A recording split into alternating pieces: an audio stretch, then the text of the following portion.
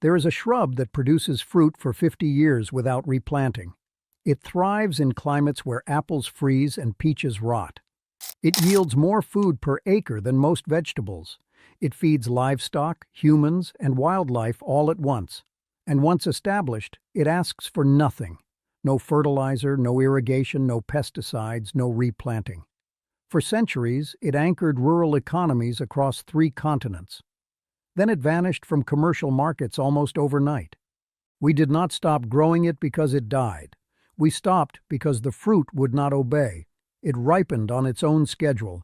It refused to ship across oceans. It could not sit in cold storage for 9 months. And worst of all, anyone with dirt and patience could grow it forever without buying a single replacement plant. What cannot be controlled cannot be sold at scale. And what cannot be sold disappears from memory. This is the story of the shrub that fed millions, survived wars, anchored communities, and then became invisible. Not because it failed, but because it succeeded on its own terms. Before we dig into this forgotten crop, if these stories matter to you, the best way to keep this knowledge alive is simple. Subscribe, hit the bell, and share this with anyone who needs to remember what we buried. The archive opens in the steppes of Central Asia, 2,000 years ago. Nomadic tribes moving between summer pastures and winter camps need food that travels, food that waits, food that does not demand constant attention.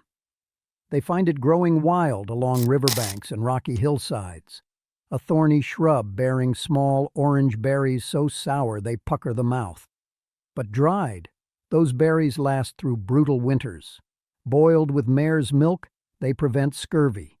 Mixed with meat, they preserve it for months. Ground into paste, they become medicine for wounds that will not close, for fevers that will not break. The shrub is Hippophae rhamnoides. The common name arrives centuries later. Sea buckthorn. It spreads along the Silk Road, carried by traders who understand its value. Mongol horsemen plant it near encampments. Tibetan monks cultivate it in monastery gardens at 14,000 feet elevation. Chinese physicians write about it in texts dating to the Tang dynasty. They call it shaji, sandthorn, the plant that holds sand in place and feeds both people and animals when nothing else will grow. The berries are rich in oils, vitamins, and acids that sting the tongue. But they heal wounds, soothe burns, and keep soldiers alive on campaigns that last years. Ancient Greek texts mention a similar plant, possibly the same species, fed to horses to make their coats glossy before battle. The Latin name Hippophae translates roughly to shining horse. Caravans plant shrubs at oases, creating living supply stations for future travelers. By the 13th century, Genghis Khan's armies are consuming sea buckthorn berries by the ton. Historians later claim it is part of the reason Mongol forces can march farther and faster than any army in history. The berries do not spoil. They provide energy. They prevent disease, and the shrubs grow everywhere the Mongols go, spreading across Asia and into Eastern Europe like a botanical shadow of empire. Chroniclers describe Mongol soldiers crushing berries into leather pouches of water, creating a tart drink that kept them alert through multi-day sieges. The portable nutrition system predates modern military rations by 7 centuries. In the Himalayas, villages plant sea buckthorn on eroded slopes. The roots run deep, sometimes 20 feet down, cracking rock and binding soil. The shrubs stop landslides. They create microclimates where other plants can grow. Tibetan herders graze yaks on the leaves. The fruit feeds families through winters when temperatures drop to -40 degrees Celsius. One shrub produces 5 to 15 kilograms of fruit per year. Plant 100 shrubs and a village has food, fodder, medicine, and erosion control for half a century. Women in these villages develop specialized knowledge. When to harvest for maximum oil content, how to dry berries without losing potency, which branches to prune to increase yield. This knowledge passes mother to daughter, unwritten, refined across generations. The same shrub grows wild across Siberia, Scandinavia, and the coasts of northern Europe. In Finland, it is called tyrni. In Russia, oblapaiha. In Germany, sanddorn. Each region develops its own relationship with the plant. Fishermen in the Baltic eat the berries to survive long voyages. Farmers in Siberia feed the fruit to chickens through winter, and the hens keep laying eggs when others stop. Swedish coastal communities plant it to stabilize sand dunes that threaten to swallow villages. Norwegian fishermen pack berries in barrels of snow for winter consumption. Scottish islanders brew them into a tart wine that prevents scurvy during months of darkness. It is survival food, common food, the food of poor people in hard places. The food nobody brags about eating, but everyone depends on. The food that makes the difference between living and dying when spring is still 3 months away. But it works. It keeps people alive when everything else fails. Then war comes. World War II tears through Europe and Asia. Supply lines collapse. Farms burn. Millions starve. The Soviet Union begins researching emergency crops, plants that grow in devastated land, that need no infrastructure, that produce food and medicine without imports. Sea buckthorn tops the list. Soviet agronomists study how it survived the siege of Leningrad, growing wild near the city while people died of starvation just miles away. They realize the plant has been there all along, ignored because it does not fit conventional agricultural models. Soviet scientists plant millions of shrubs across collective farms in Siberia and Central Asia. They breed varieties with larger berries, less thorns, higher oil content. They study the nutritional profile and discover something shocking. Sea buckthorn berries contain more vitamin C than oranges, more vitamin E than wheat germ, and rare omega-7 fatty acids found in almost no other plant. The oil from the seeds and pulp heals burns faster than anything in Soviet field hospitals. Pilots suffering radiation exposure recover faster when given sea buckthorn extracts. By the 1960s, the Soviet Union is producing sea buckthorn oil in industrial quantities for military and civilian use. Cosmonauts carry it on missions. Submarine crews consume it to prevent vitamin deficiency during months underwater. The plant becomes strategic infrastructure. Meanwhile, in China, the communist government faces an environmental catastrophe. Decades of deforestation and overgrazing have turned millions of acres into desert. Dust storms bury villages, rivers run dry, topsoil vanishes. The government launches the Green Great Wall Project, plant billions of trees and shrubs to stop the desert from swallowing the country. Sea buckthorn becomes a cornerstone species. It grows where nothing else will. It tolerates sand, salt, drought, and cold. It fixes nitrogen, enriching soil for other plants. By the 1980s, China has planted over 1 million hectares of sea buckthorn.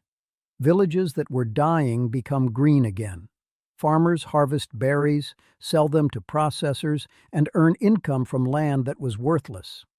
Satellite images from the period show green corridors spreading across Inner Mongolia and Gansu province, visible from space.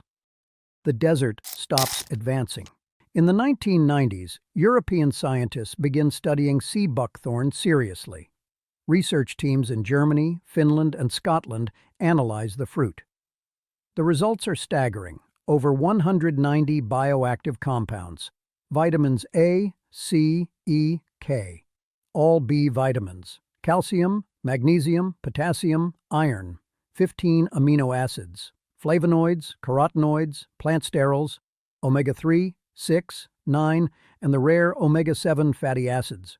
The oil penetrates skin faster than almost any substance known.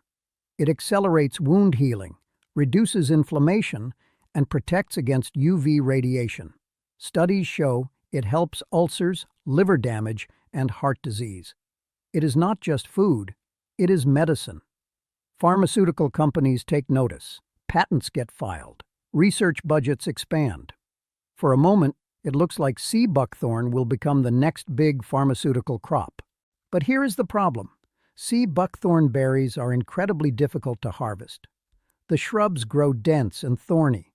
The berries are tiny, fragile, and grow tight against branches. They burst when squeezed. They stain everything orange. Traditional harvest methods involve cutting entire branches and freezing them, then shaking the berries off, or waiting until the first frost and spreading tarps beneath the shrubs, then beating the branches with sticks. Both methods are labor-intensive, slow, and wasteful. Mechanical harvesters exist, but they are expensive and only work on specially bred thornless varieties planted in rows. Wild shrubs and traditional varieties resist mechanization completely. Engineers design vacuum harvesters, vibratory systems, chemical sprays to loosen berries. Nothing works well enough to make industrial-scale harvest profitable in high-wage countries. And the taste. Sea buckthorn berries are intensely sour and astringent. Raw, they are almost inedible to people accustomed to sweet fruit.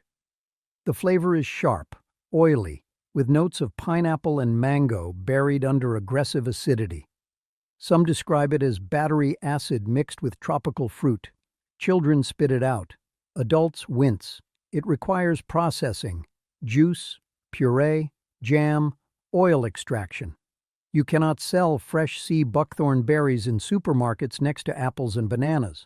Nobody would buy them twice. Marketing teams struggle. Focus groups reject it. The flavor profile defies every trend in consumer taste research. In the early 2000s, health food companies in Europe and North America discover sea buckthorn. They market it as a superfood, a miracle berry from the Himalayas. Juice blends, oils, capsules, skincare products. Prices skyrocket. A small bottle of sea buckthorn oil sells for $30. Juice costs more per liter than wine. For a moment, it looks like sea buckthorn will become the next big crop. Farmers in Canada plant thousands of acres. Growers in Scotland establish commercial orchards. Germany expands production.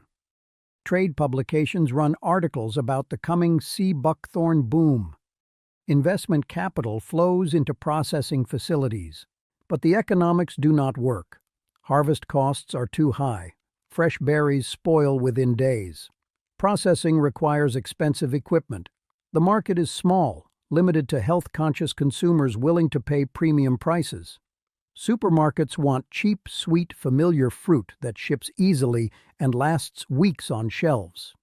Sea buckthorn is none of those things. Distribution networks reject it. Retailers cannot figure out where to stock it. Marketing departments struggle to explain it to consumers who have never tasted anything like it. The berry falls into a category that does not exist in modern food retail. Nutritious but challenging, abundant but unmarketable, valuable but unprofitable. By 2010, most commercial operations outside China and Russia have scaled back or shut down. The shrub returns to obscurity. Orchards get abandoned. Processing equipment sits idle. Another agricultural fad dies quietly. Investors move on to the next superfood. The cycle repeats. Yet in Central Asia and China, sea buckthorn never left. It is woven into local economies. Villagers in Tibet, Mongolia, and Western China harvest berries every autumn. They sell to processors who make juice, oil, wine, tea, and dried fruit. The industry employs millions. It generates hundreds of millions of dollars annually. But it stays regional. The fruit does not travel. The products do not dominate global markets. Sea buckthorn remains what it always was: a local resource, a survival crop, a plant for people connected to the land. In Qinghai Province, entire counties depend on sea buckthorn harvest. Children grow up knowing the rhythm: spring planting, summer growth, autumn harvest, winter processing. The cycle repeats. Life continues. Why does this pattern repeat? Why do crops that thrive on neglect, that produce for decades, that require no chemical inputs, always disappear from commercial systems? The answer is simple. Perennial crops do not fit industrial agriculture. Industrial systems are built around annuals: plant in spring, harvest in fall, plow the field, repeat. Every step generates revenue: seeds, fertilizers, pesticides, fuel, equipment, storage, transport. Perennials break the cycle. Plant once, harvest for 50 years. No annual seed purchases, no tilling, minimal inputs, maximum self-sufficiency. That is a nightmare for agribusiness. The entire economic model depends on repetition, on farmers returning each year to buy inputs. Perennials eliminate that dependence. Sea buckthorn also enables independence. A family with 100 shrubs has food, medicine, and income for 2 generations without relying on external supply chains. They do not need to buy vitamins. They do not need pharmaceutical ointments. They do not need to purchase animal feed. They become harder to control, harder to extract profit from. Systems built on dependency cannot tolerate crops that provide autonomy. This is not conspiracy. This is structure. Economic systems organize around what generates revenue. What generates revenue once per 50 years cannot compete with what generates revenue 50 times. And there is the aesthetic problem. Modern consumers expect food to be convenient, mild, and visually appealing. Sea buckthorn berries are sour, difficult, and stain your hands. They require effort to process and acquire taste to enjoy. Industrial food has trained people to expect everything immediately, pre-processed, optimized for passive consumption.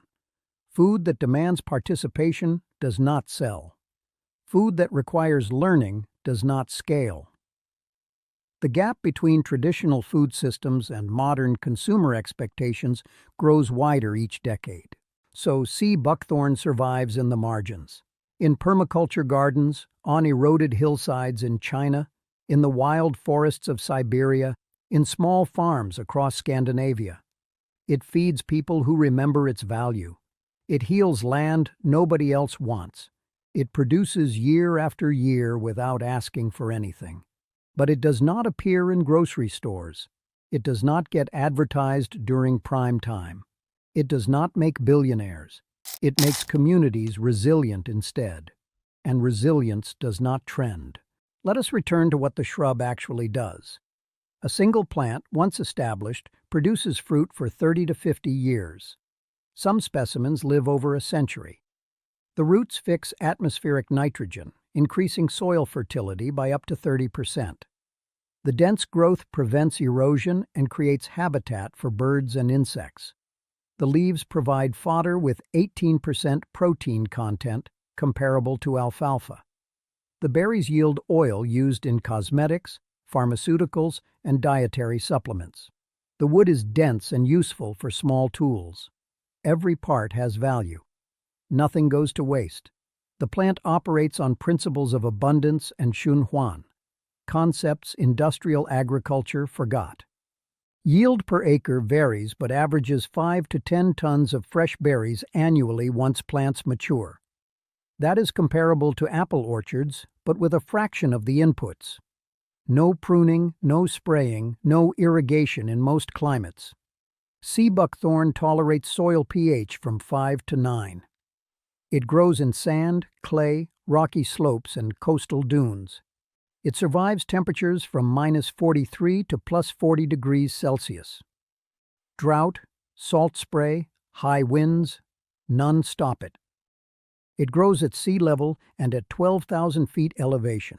It thrives in deserts and on Arctic coastlines. It colonizes mine tailings, roadside cuts, abandoned quarries. Anywhere humans have broken the earth and walked away, sea buckthorn moves in. Not as a weed, but as a healer.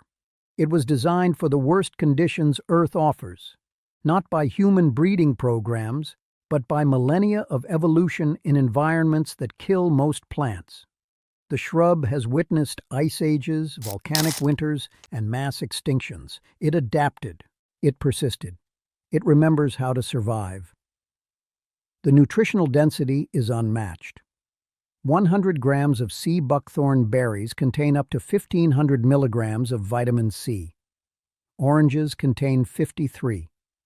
The berries have more antioxidants than blueberries, more carotenoids than carrots. The oil contains palmitoleic acid, omega-7, which promotes skin regeneration and mucous membrane health. Studies show it reduces inflammation, supports cardiovascular health, and protects liver cells from damage. Traditional Tibetan medicine uses it for lung disorders, digestive issues, and circulatory problems. Russian cosmonauts carried sea buckthorn oil on space missions to protect against radiation, not as folklore, as standard issue medical equipment. This is not folk superstition. Over 100 clinical studies confirm benefits: accelerated wound healing, reduced stomach ulcers, improved cholesterol profiles, enhanced immune response. A review published in Trends in Food Science and Technology called it one of the most promising functional foods for the 21st century. Yet most people have never heard of it. The knowledge stays confined to academic journals and regional communities. The gap between research and public awareness remains absolute. Meanwhile, industrial agriculture continues pushing monocultures that exhaust soil, require constant chemical inputs, and collapse when conditions shift. Wheat, corn, soybeans. Annuals bred for maximum short-term yield. They feed billions, but they demand perfection. Perfect weather, perfect soil, perfect pest control. When those conditions fail, the crops fail. And conditions are failing. Climate change brings droughts, floods, temperature extremes. The crops feeding humanity are increasingly fragile. The system grows more brittle each season. Perennials like sea buckthorn offer a different path. They do not demand perfection. They adapt. They persist. They produce through droughts that kill annuals. They hold soil during floods. They create resilience instead of requiring it. But resilience does not generate quarterly profits. It does not fit supply chains optimized for volume and uniformity. So, it gets ignored. Financial models cannot quantify the value of a plant that produces for 50 years without inputs. The calculation breaks. The spreadsheet returns errors. There is a deeper pattern here. Indigenous and traditional crops tend to be perennials or self-seeding annuals. They were selected over millennia for long-term sustainability, for feeding communities across generations, for surviving disasters. Colonial and industrial agriculture replaced them with annuals that require continuous inputs, that generate continuous revenue, that create dependency. The transition was not about better nutrition or higher yields. It was about control. Farmers who save seed and grow perennials do not need seed companies. Communities that grow their own food and medicine do not need pharmaceutical supply chains. Autonomy is the enemy of profit. This is not hidden. This is documented in agricultural policy papers, in corporate strategy documents, in the structure of global food systems.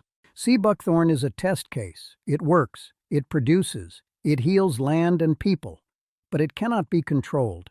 It spreads through root suckers. Birds eat the berries and plant seeds miles away. A single shrub becomes a thicket. Landowners in some regions call it invasive. Invasive, that word again.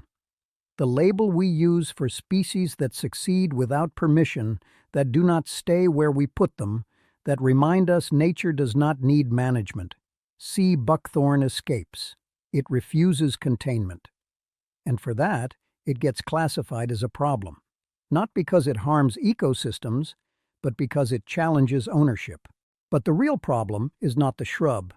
The real problem is a food system that cannot tolerate abundance without control. A system that needs scarcity to maintain prices.